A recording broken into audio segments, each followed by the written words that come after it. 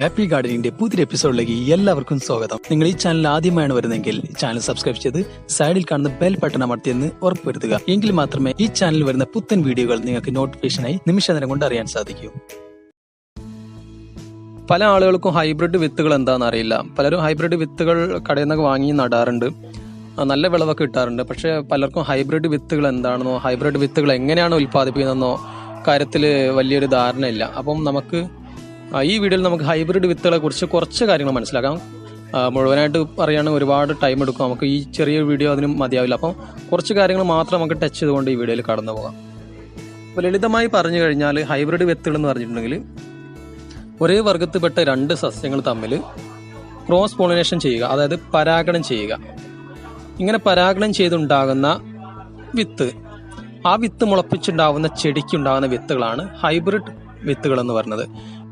രണ്ട് വ്യത്യസ്ത ഗുണങ്ങളുള്ള ഒരേ വർഗത്തിൽപ്പെട്ട ചെടികൾ തമ്മിൽ പരാഗണം ചെയ്ത് കഴിയുമ്പോൾ അതിൽ നിന്നുണ്ടാ വിത്ത് മുളച്ചുണ്ടാവുന്ന ചെടി ഈ രണ്ട് ചെടികളുടെയും സ്വാഭാവികമായിട്ടുള്ള രണ്ട് ഗുണങ്ങളും ചേർന്നിട്ടുള്ള ഒരു ചെടിയായിരിക്കും. അതിനാണ് നമ്മൾ ഹൈബ്രിഡ് എന്ന് പറയുന്നത്. അതായത് നമുക്ക് ചെറിയൊരു ഉദാഹരണം പറഞ്ഞുതരാം. നമുക്ക് നമ്മുടെ നാട്ടിൽ കിട്ടുന്ന സീതപ്പഴമുണ്ട്, സീതപ്പഴവും അതുപോലെ നമ്മുടെ ആത്തച്ചക്ക. ഈ ആത്തച്ചക്കയും സീതപ്പഴയും ഒരേ വർഗത്തിൽപ്പെട്ട ചെടികളാണ്. അപ്പൊ ഈ രണ്ട് ചെടികളും ക്രോസ് പോളിനേഷൻ ചെയ്തുണ്ടായ ഒരു ചെടിയാണ്, അല്ലെങ്കിൽ ഒരു ഫലവൃക്ഷമാണ് റൊളീനിയ എന്ന് പറഞ്ഞിട്ടുള്ള ചെടി. ഈ റൊളീനിയയുടെ ഗുണം എന്താണെന്ന് വെച്ചിട്ടുണ്ടെങ്കിൽ ആത്തച്ചക്കയുടെയും സീതപ്പഴത്തിന്റെയും രുചി മിക്സ്ഡ് ആയിട്ടുള്ള ഒരു ഫ്രൂട്ടാണ്.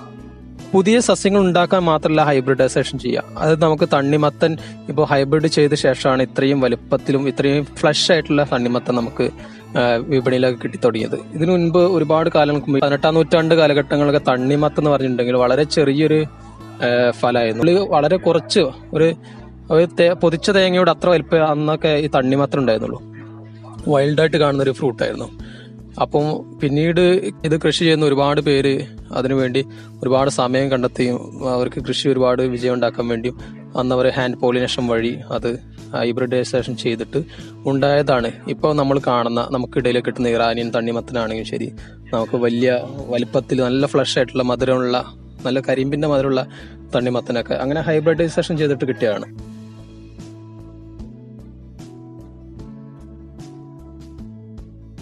പിന്നെ നമ്മുടെ ഹൈബ്രിഡ് എന്ന പദത്തിന് ഏറ്റവും ഉദാഹരണം നമ്മളിന്നിപ്പോ വിപണിയിൽ നിന്ന് കിട്ടുന്ന റോസാ പൂക്കൾ. ഈ ഹൈബ്രിഡ് ആയിട്ട് ഒരു പുതിയ വെറൈറ്റി റോസ് കിട്ടണമെന്നുണ്ടെങ്കിൽ രണ്ട് വ്യത്യസ്ത ഗുണങ്ങളുള്ള രണ്ട് വ്യത്യസ്ത നിറങ്ങളുള്ള റോസ് തമ്മിൽ ഇങ്ങനെ പൂമ്പൊടി പരാഗണം ചെയ്യും. ഇങ്ങനെ പരാഗണം ചെയ്ത ശേഷം പരാഗണം നടന്നു കഴിയുമ്പോൾ റോസിന് ചെറിയ കായകൾ ഉണ്ടാവും. പലരും ശ്രദ്ധിച്ചിട്ടുണ്ടാവില്ല, പൂന്തോട്ടങ്ങളൊക്കെ ഉണ്ടെങ്കിൽ റോസിലിടയ്ക്ക് കായകൾ ഉണ്ടാവും. ഈ കായകൾ മുളപ്പിച്ച് കഴിഞ്ഞിട്ടുണ്ടെങ്കിൽ ഈ രണ്ട് നമ്മൾ ആദ്യം ക്രോസ് പോളിനേഷൻ ചെയ്ത രണ്ട് റോസിന്റെയും ഗുണങ്ങളുള്ള പുതിയൊരു വെറൈറ്റി ആയിരിക്കും അതിലുണ്ടാവുക. ഒന്നെങ്കിൽ നമ്മൾ രണ്ട് നിറങ്ങൾ കൂടിയിട്ടുള്ളൊരു കളറായിരിക്കും കിട്ടുക, നല്ല വലിപ്പവും നിറമുള്ള പുതിയൊരു വെറൈറ്റി റോസ് നമുക്ക് കിട്ടും. ഇങ്ങനെ ഫസ്റ്റ് നമ്മൾ ഈ പരാഗണം ചെയ്തുണ്ടാകുന്ന വിത്ത് മുളപ്പിച്ചുണ്ടാകുന്ന ചെടി കായകൾ ഉണ്ടാവും. അപ്പൊ ഈ കായകളിൽ നിന്ന് എടുക്കുന്ന വിത്തുകളാണ് ഫസ്റ്റ് ജനറേഷൻ. അതായത് ഹൈബ്രിഡ് ചെയ്ത് ആദ്യത്തെ തലമുറയിൽ ഉണ്ടാകുന്ന വിത്തിനെ നമ്മൾ F1 എന്ന് പറയും. ഈ F1 ആണ് നമുക്ക് വിപണിയിൽ നിന്ന് ലഭ്യമാകുന്ന അല്ലെങ്കിൽ നമുക്ക് കാർഷിക ഗവേഷണ കേന്ദ്രത്തിൽ നിന്നൊക്കെ കിട്ടുന്ന വിത്തുകൾ. അപ്പൊ ഇതിന്റെ പ്രത്യേകത എന്താ വെച്ചിട്ടുണ്ടെങ്കിൽ ഇതിന്റെ ആദ്യത്തെ തലമുറയാണിത്. അതുകൊണ്ട് തന്നെ ഇതിന് മുൻപത്തെ രണ്ട് തലമുറകളുടെ ഗുണം ഒട്ടും ചോരാതെ നമുക്ക് ഈ വിത്ത് നമുക്ക് കിട്ടും. പക്ഷെ നമ്മൾ ഇത് നട്ട ശേഷം ഇതിന്നുണ്ടാകുന്ന ചെടിയിൽ നിന്ന് വിത്ത് എടുത്ത് നമ്മൾ നട്ട് കഴിഞ്ഞിട്ടുണ്ടെങ്കിൽ അത് രണ്ടാമത്തെ തലമുറയാണ്, F2 ആണത്. അപ്പം F2 തലമുറയിൽ നമുക്ക് കിട്ടുന്ന വിത്തിന്റെ ഗുണം എന്ന് പറയുന്നത് നമുക്ക് ആദ്യത്തെ തലമുറയിൽ നിന്നുള്ള കുറച്ച് വ്യത്യാസങ്ങൾ ഉണ്ടാവും. സ്വയം പോളിനേഷൻ ചെയ്തിട്ട് ചില മാറ്റങ്ങൾ അതിൽ വരും. അപ്പം ചിലപ്പോൾ വിളയിൽ ചിലപ്പോൾ കുറവ് വരും, കായകളുടെ വലിപ്പം ചിലപ്പം കുറയും, രോഗപ്രതിരോധ ശേഷി അത് കുറയും.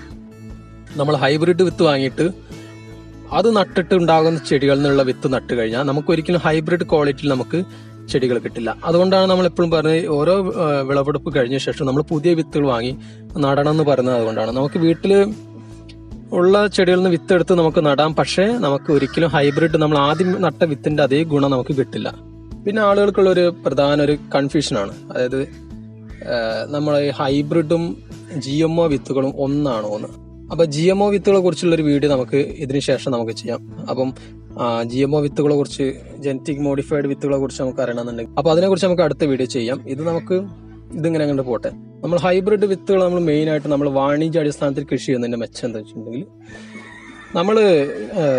നമ്മൾ നാടൻ വിത്തുകൾ ഉപയോഗിച്ച് വിളവെടുക്കുമ്പോൾ നമുക്ക് ഒരു 60% നമുക്ക് വിളവ് ലഭിക്കുന്നതെങ്കിൽ ഹൈബ്രിഡ് നമ്മൾ ചെയ്യുമ്പോൾ നമുക്ക് കിട്ടുന്ന ഒരു 80 മുതൽ 85% വരെ നമുക്ക് അത് കൂടാൻ ചാൻസ് ഉണ്ട്. അപ്പോൾ അതുകൊണ്ടാണ് ആളുകൾ എപ്പോഴും ഹൈബ്രിഡിലേക്ക് തിരിഞ്ഞ്. അതുപോലെ ഗവൺമെന്റും അതുപോലെ കാർഷിക ഗവേഷണ കേന്ദ്രമൊക്കെ ഒരുപാട് സമയവും പണവും ഹൈബ്രിഡൈസേഷനിലൊക്കെ ഇൻവെസ്റ്റ് ചെയ്യുന്നത് അതുകൊണ്ടാണ്.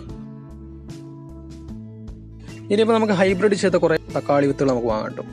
ഹൈബ്രിഡ് ചെയ്ത തക്കാളി വിത്തിന്റെ ഗുണം ഞാൻ പറഞ്ഞു കഴിഞ്ഞു. അപ്പോൾ ഹൈബ്രിഡ് ചെയ്ത കുറച്ച് വെറൈറ്റി ഉണ്ട്. ആ വിത്തുകൾ വാങ്ങി നടുകയാണെങ്കിൽ നിങ്ങൾക്ക് തീർച്ചയായിട്ടും നല്ല വിളവ് കിട്ടും. അപ്പം അത്തരം കുറച്ച് വിത്തുകളെ കുറിച്ച് പരിചയപ്പെടാം. കൂടാതെ അതിന്റെ കുറച്ച് മെച്ചങ്ങളുണ്ട്. ആ മെച്ചങ്ങൾ നമുക്ക് ഈ വീഡിയോയിൽ കുറിച്ച് മനസ്സിലാക്കി നമുക്ക് ഈ വീഡിയോ വൈൻഡ് അപ്പ് ചെയ്യാം. അപ്പം അധിക വിളവും രോഗപ്രതിരോധ ശേഷി, അധിക ചൂടിനെ ചെറുക്കാനുള്ള കഴിവ്, പിന്നെ സംസ്കരണത്തിലുള്ള പ്രത്യേക ഗുണഗണങ്ങൾ തുടങ്ങിയ ഘടകങ്ങൾ മുൻനിർത്തിയാണ് തക്കാളിയിലെ ഇനങ്ങളെ വികസിപ്പിച്ചെടുക്കുന്നത്. കേരളത്തിൽ കൃഷി ചെയ്യുന്ന പ്രധാനപ്പെട്ട തക്കാളി ഇനങ്ങളാണ്. ഒന്നാമത്തെ ശക്തി. അതായത് ഇതിന്റെ പ്രധാന ഗുണം എന്തെന്ന് വെച്ചിട്ടുണ്ടെങ്കിൽ, കേരളത്തിൽ കൃഷി ചെയ്യാൻ യോജിച്ച ഒരു ഇനാണ്. കേരള കാർഷിക സർവകലാശാലയാണ് വികസിപ്പിച്ചെടുത്തത്. പിന്നെ ബാക്ടീരിയൽ വാട്ട് എന്ന രോഗത്തിനെതിരെ പ്രതിരോധ ശേഷിയുള്ള ഇനം 50 മുതൽ 60 ഗ്രാം തൂക്കം വരുന്ന ഉരുണ്ട കായകളാണ് നമുക്ക് കിട്ടുക. ഇതിന്ന് ഒരു ഹെക്ടർ സ്ഥലത്തൊക്കെ ഇത് നടുകയാണെങ്കിൽ അവിടെ നിന്ന് ഒരു ശരാശരി 32 ടണ്ണ് വരെ വിളവ് തരുന്നതാണ് പറയപ്പെടുന്നത്. മറ്റ് പല സംസ്ഥാനങ്ങളും, കേരളം മാത്രമല്ലാതെ മറ്റ് തമിഴ്നാട്, കർണാടക സംസ്ഥാനങ്ങളിലൊക്കെ ഇത് മികച്ച ഫലം തരുന്ന ഒരു വെറൈറ്റിയാണ്. ആ വിത്ത് പായി കഴിഞ്ഞ് ഏകദേശം 97 ദിവസം കൊണ്ട് വിളവെടുക്കാൻ ഇതുകൊണ്ട് സാധിക്കും. അടുത്താണ് മുക്തി. ഇതും കേരള കാർഷിക സർവകലാശാല വികസിപ്പിച്ചെടുത്ത ഒരു ഗുണമുള്ള ഒരു വെറൈറ്റിയാണ്. ബാക്ടീരിയൽ വാട്ടത്തെ ചെറുത്ത് നിൽക്കാൻ കഴിവുള്ള ഒരു മറ്റൊരു ഇനം കൂടിയാണ്. ഇതിന്റെ പ്രത്യേകത എന്ന് വെച്ചിട്ടുണ്ടെങ്കിൽ വെള്ള നിറമുള്ള ഉരുണ്ട കായകളാണ് ഈ ഇനത്തിന്റെ പ്രത്യേകത. അത് പഴുക്കുന്നതിന് മുൻപ് വെള്ള നിറയായിരിക്കും. നമുക്ക് കിട്ടുന്ന പല തക്കാളികളും ശ്രദ്ധിച്ചു കഴിഞ്ഞാൽ അറിയാം, ഭയങ്കര കടും പച്ചയുള്ളതും വെള്ള കളറിൽ തക്കാളി ഉണ്ട്. അപ്പം അതിൽ വെള്ള നിറമുള്ള തക്കാളിയാണ് മുക്തി. മൂത്ത് പഴുക്കുമ്പോൾ നല്ല ചുവപ്പ് നിറമായിരിക്കും.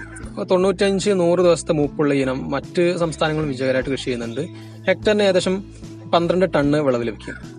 അടുത്തത് കോവൺ ഹൈബ്രിഡ് ചെയ്തൊരു പുതിയ വെറൈറ്റിയാണ്. കോയമ്പത്തൂരിലെ തമിഴ്നാട് കാർഷിക സർവകലാശാല വികസിപ്പിച്ചെടുത്ത ഒരു ഇനാണിത്. ഹെക്ടറിന് ശരാശരി 25 ടണ്ണ് വിളവ് തരാൻ ശേഷിയുണ്ട്. 135 ദിവസത്തെ മൂപ്പാണ് ഇനത്തിലുള്ളത്. അടുത്തത് കോറ്റു ആണ്.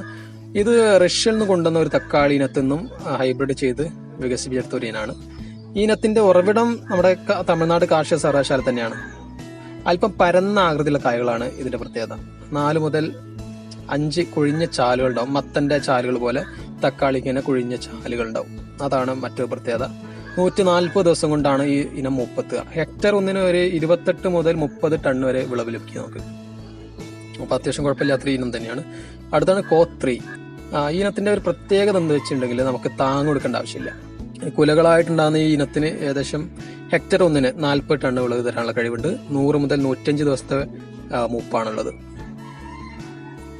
പിന്നെ അർക്ക വികാസ്. വളർന്നു വരുന്ന ഇനത്തിന് താങ്ങ് നൽകേണ്ടതുണ്ട്. കായകള് വലുതും പിന്നെ കടും ചുവപ്പ് നിറമുള്ളതാണ്. ഈ ഒരു ഇനത്തിനാണ് വിപണിയിൽ ഏറ്റവും കൂടുതൽ ഡിമാൻഡ് ഉള്ളത്. പിന്നെ ഇതിന്റെ ഒരു പ്രത്യേകത, നമുക്ക് ജലം വളരെ കുറച്ച് കൊടുത്താൽ മതി. ജല ദൗർലഭ്യത്തിനൊക്കെ ഒരു പരിധി വരെ ചെറുത്ത് നിൽക്കാനുള്ള കഴിവുണ്ട്. 110-115 ദിവസത്തെ മൂപ്പുള്ള ഇനത്തിന് ഒരു ഹെക്ടറിന് ശരാശരി 38 ടണ്ണ് വിളവ് ലഭിക്കും.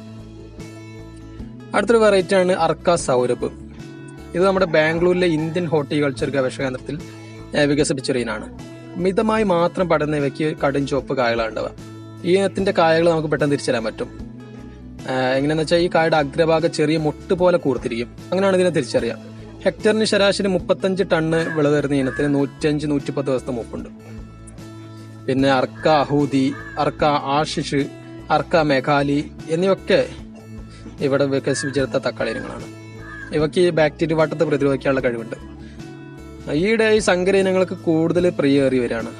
പെട്ടെന്ന് വിളവ് തരുന്നതിനുള്ള കഴിവ്, അത്യുൽപാദന ശേഷി, ഒരേ ആകൃതിയും വലിപ്പമുള്ള കായകള്, മെച്ചപ്പെട്ട ഗുണമേന്മ, കൂടുതൽ കാമ്പുള്ള കായകള് തുടങ്ങിയ പ്രത്യേകതകളൊക്കെയാണ് ഈ ഹൈബ്രിഡ് ഇനങ്ങളെ പ്രിയപ്പെട്ടതാക്കുന്നത്.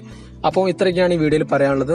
അപ്പോൾ ഇനി അടുത്ത വീഡിയോയിൽ നമുക്ക് വരാൻ പോകുന്ന വീഡിയോ നമുക്ക് മുല്ലപ്പൂവിനെ കുറിച്ചാണ്. നമുക്ക് ഈ മുല്ല നമുക്ക് ചട്ടിയിൽ എങ്ങനെ നന്നായിട്ട് മാക്സിമം പൂക്കൾ നമുക്ക് മുല്ലയിൽ ഉണ്ടാക്കാന്നുള്ളൊരു വീഡിയോ ആണ് അടുത്ത് വരുന്നത്. നമുക്ക് വീട്ടിലൊക്കെ മുല്ലച്ചെടിയൊക്കെ പൂടാതെ നിൽക്കുന്നുണ്ടെങ്കിൽ, അല്ലെങ്കിൽ വളരെ കുറച്ചൊക്കെ പൂടുന്നുള്ളെങ്കിൽ ആ വീടിൽ നിൽക്കുക അതിനുള്ള പരിഹാരം കൃത്യമായിട്ട് പറയുന്നുണ്ട്. അതൊന്ന് ചെയ്തു നോക്കിയാൽ മതി. അപ്പം അടുത്ത വീഡിയോയിൽ കാണാം. അതുവരെ ബൈ.